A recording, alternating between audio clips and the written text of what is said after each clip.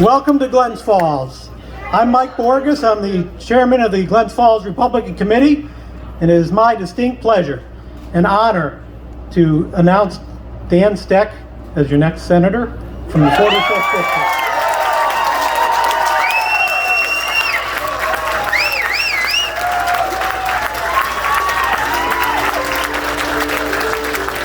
There they are. I'm looking here. Before Dan comes up, you need to see his parents, George and Elsie, and his son Peter. How about a round of applause?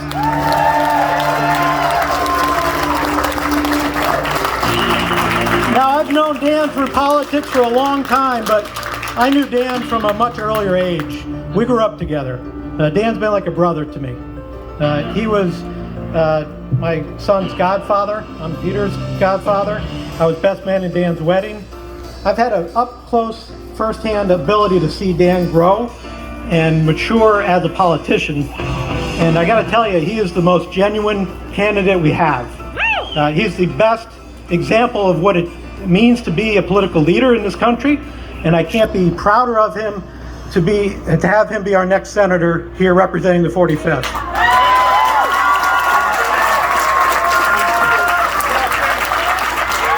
There's Dan.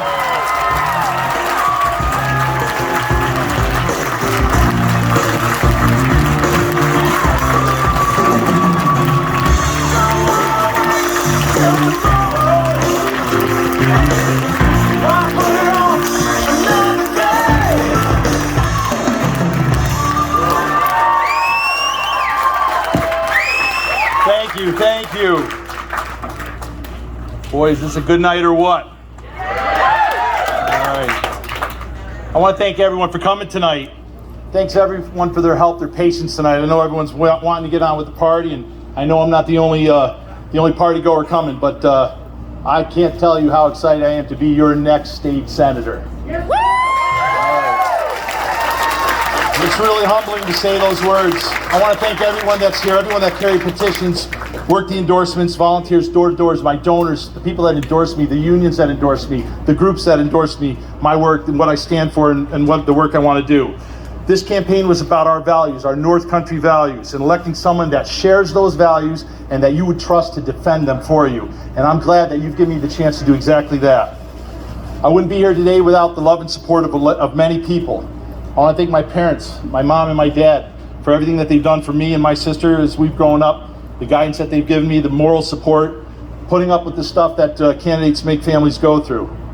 I want to thank my son Peter. A lot's been taken from him this last year. It's been a long year, and I haven't always been there to be everything that I wanted to do as a father because the campaign took some priority, so I took a little time away from him, and I want to thank him for that. I want to thank my wife Hillary for 30 years, almost, a couple more months, 30 years of putting up with me as her husband and holding down the fort while I was running the road on this campaign, and certainly as a campaign volunteer as well. She was organizing a lot of events. I want to thank all the committees that supported me and endorsed me, the Republican, Conservative, and Independence parties.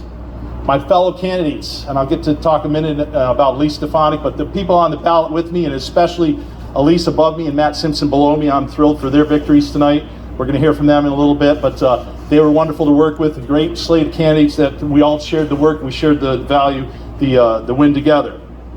I have two surprise friends that are here tonight. They don't know that I'm going to call them out, but these are two new friends to me that really stepped up in a way that as a candidate you can never thank them enough. Malone Mayor Andrea Dumas, and thank you, Andrea, and Chris Kay. Chris Kay was a workhorse, and all us candidates know exactly who Chris is, and he did a lot of work. There's two special people on my team that I want to take a moment to thank.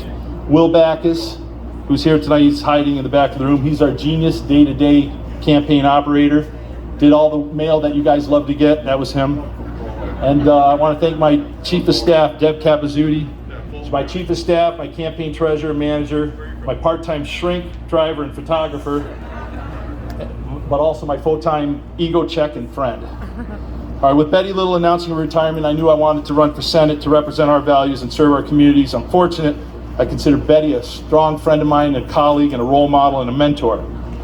I acknowledge Senator Little's recent diagnosis of breast cancer, and again, as a true leader that she is, fortunately, Her prognosis is good. She's getting the treatment that she needed. She's in good health and she's going to be fine. But again, as a leader, just leading forward about the importance of making sure you get that early diagnosis, go see your doctor. Betty, on her way out the door politically, she's still working, still getting the job done. As for me, what comes next and what I want all the constituents of the 45th Senate District to know about me, I deeply love our country. I love our state and I love our community. I believe in fairness, decency, and good manners. I believe in public service, hard work, doing the right thing to represent the people that you represent, and ensuring a better quality of life for everybody. Right now, that's more important than ever. We have a lot of work ahead of us in the months to come for getting our economy back on track to making our neighborhoods more safe and more affordable. I won't lie, it's not going to be easy. There's a lot of hard work, planning, dedication, and sacrifice that's going to come with that to get our region, our state where it needs to be. And I want to thank everyone in this room for trusting me to accomplish that. And I want us to make sure that we celebrate tonight. And that's all I'm going to say about my Senate run. But thank you, everybody.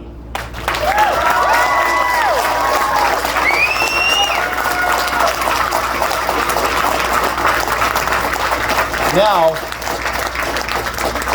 I'm going to change hats a little bit and talk about our next guest speaker. This